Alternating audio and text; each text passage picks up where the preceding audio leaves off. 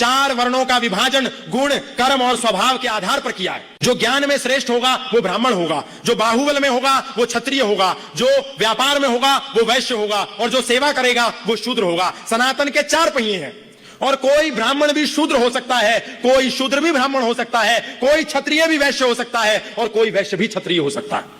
और इसके अनेक उदाहरण हैं। नीचे से ऊपर जाने के भी उदाहरण हैं और ऊपर से नीचे जाने के भी उदाहरण हैं।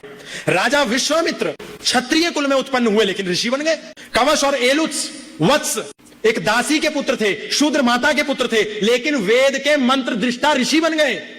सत्यकाम जाबाल एक वैश्या के पुत्र थे, लेकिन अपने गुण कर्म और योग्यता के आधार पर ऋषि जाबाल बन गए। सत्यकाम जाबाल। मातंग चांडाल के घर में पैदा हुए लेकिन ऋषि बन गए। विदुर एक दासी के पुत्र थे, लेकिन महात्मा विदुर कहलाए और सारे उनकी पूजा करते हैं। आज भी विदुर नीति सब लोग पढ़ते हैं।